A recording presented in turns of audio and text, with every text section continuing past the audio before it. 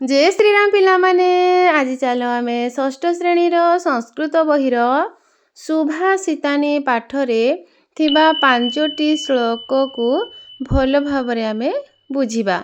से श्लोक सुभाषितानी कहिले कौन? सु कहिले भल, भाषितानी कहिले भल भल कथा कहबा अर्थात भल विचार करिबा। ताहेले चलो स्टार्ट करिबा। आमर 5टी श्लोक मध्यरु प्रथम श्लोकटी कौन अछि? प्रथम श्लोक दश कूप समावापी दश वापी समहृदः दशहृद समपुत्रो दशपुत्र समद्रुमः। अर्थात 10टी कूओ सहित गोटिए पुष्करिणी सहित समान। अर्थात 10टी कूओ जहाँ गोटिए पुष्करिणी ताहा आउ 10टी पुष्करिणी मिसिगले गोटिए ह्रद तैयारी हुए बा 10टी पुष्करिणी जहाँ गोटिए ह्रद सहित समान।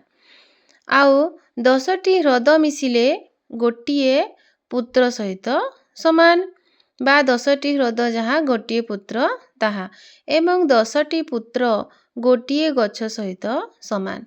तामाने 10टी पुत्र यदि मिसी जिवे ताहले गोटिए गछ हेबो। ताहले एठारे गछर महत्व को वर्णना करा जायछि। देखंतु आमे सेथि पई गछ लगेबा, गछ को न काटी आमे गछर सुरक्षा गछ को आमे सुरक्षा देबा। आम द्वितीय श्लोकटी ହେଲା काले वर्षतु पर्जन्यः पृथिवी सस्यशालिनी देशोऽयं क्षोभरहितः सज्जनाः सन्तु निर्भयाः। काले वर्षतु पर्जन्यः अर्थात ठीक समय रे वर्षा हेउ। पृथिवी शस्यशालिनी पृथिवी शस्यशालिनी हेउ। वर्षा पड़िकी शस्य गुड़िक उठिकी पृथिवी सबुज सुंदर देखा जाऊ। देशोऽयं क्षोभरहितः देशरे क्षोभ न रहू अर्थात देशरे कौनसी आउ दुख न रहू। सज्जनाः सन्तु निर्भयाः साधु सन्थ माने साधु लोक माने निर्भय रे रुहन्तु। एहा हेउछि आम द्वितीय श्लोकर विचार। आमर तृतीय श्लोक कौन कहूछि? पृथिव्यां त्रीणि रत्नानि जलं मन्नं सुभाषितं मूढै पाषाणखण्डेषु रत्नसज्ञा विधीयते। अर्थात पृथिव्यां त्रीणि रत्नानि पृथिवीर 3टी रत्न अछि। से रत्न गुड़िक कौन कौन? जलं मन्नं जल युक्त अन्न एठारे संधि विच्छेद हेकिना अछि। देखो गोटे हैला जल आउ द्वितीयटी होछि अन्न एवं तृतीयटी कौन? सुभाषितम तृतीय रत्नटी होछि सुविचार। भल विचार कले ही आम पाटिरु भल भल कथा बाहरिबो। भल भल कथा कहिले ही आमको लोक माने भल पाइबे। ताहले एही 3टी रत्न जहाँ पाखरे अछि से हेउछि धनी किंतु मूढ़े ही पाषाण खंडेषु रत्न संज्ञा विधीयते। अर्थात मूर्ख लोक माने गोटे पथर खंड को रत्न बोली विचार करिथांती बा मने करिथांती किंतु प्रकृत रे प्रकृत रत्न हेउछि जल अन्न एवं सुविचार। आमर चतुर्थ श्लोकटी कौन कहूछि चलो देखिबा।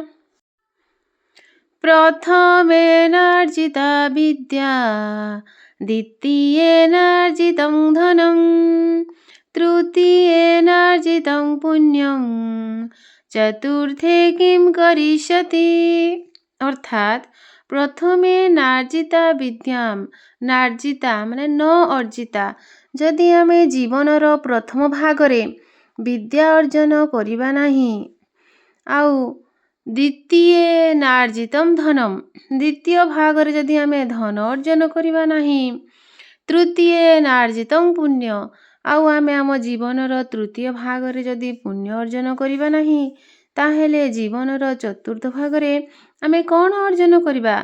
तेणु आमे जीवनर आम प्रथम भागरे विद्या अर्जन करिबा द्वितीय भागरे धन अर्जन करिबा एवं तृतीय भागरे ପୁଣ୍ୟ ଅର୍ଜନ କରିବା। ତାହେଲେ ଆମ ଜୀବନଟି କ'ଣ ହେବ?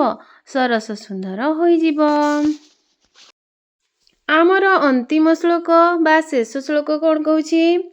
ବୃକ୍ଷଃ କଳ୍ପଦ୍ରୁମଃ ସାକ୍ଷାତ୍ ଜୀବ ଜଗଦ୍ଧିତାୟ ଚ ଦଦାତି ଶୀତଳଂ ଛାୟଂ ଜୀବନମୌଷଧଂ ଫଳଂ। ଅର୍ଥାତ୍ କ'ଣ? ଏଠାରେ ବୃକ୍ଷର ମାହାତ୍ମ୍ୟ ବର୍ଣ୍ଣନା କରି କୁହାଯାଇଛି ବୃକ୍ଷଟି ପ୍ରତ୍ୟକ୍ଷ ରୂପରେ ହେଉଛି କଳ୍ପତରୁ। ଜୀବଜଗତର କଲ୍ୟାଣ କରେ, ଜୀବଜଗତକୁ ଜୀବନ ପ୍ରଦାନ କରେ। ସିଏ ଆମକୁ ଜୀବନ ଦେଉଛି, ଶୀତଳ ଛାଇ ଦେଉଛି, ପବନ ଦେଉଛି, ଔଷଧ ଦେଉଛି ଏବଂ ଫଳ ଦେଉଛି। ତେଣୁ ଆମକୁ କ'ଣ କରିବା ଉଚିତ? ଅଧିକରୁ ଅଧିକ ବୃକ୍ଷରୋପଣ କରିବା ଉଚିତ। ତେଣୁ ଆମେ ଆଜିଠାରୁ ପ୍ରତିଜ୍ଞା କରିବା ଯେ କମ୍ ସେ କମ୍ ଆମେ ପ୍ରତ୍ୟେକ ମଣିଷ ଗୋଟେ ଗୋଟେ ଗଛ ଲଗାଇବା, ଆଉ ଗଛକୁ ଆମେ କେବେ କାଟିବା ନାହିଁ। ତାହେଲେ ପିଲାମାନେ ଷଷ୍ଠ ଶ୍ରେଣୀର ଏହି ସୁଭାଷିତାନୀର 5ଟି ଶ୍ଲୋକ ତୁମକୁ କିପରି ଲାଗିଲା ନିଶ୍ଚୟ କମେଣ୍ଟରେ ଜଣାଇବ। ଲାଇକ୍ କରିବ, ସେୟାର କରିବ, ଆଉ ଚ୍ୟାନେଲରେ ନୂଆ ଆସିଥିଲେ ସବସ୍କ୍ରାଇବ୍ କରିବ। ଜୟ ଶ୍ରୀରାମ।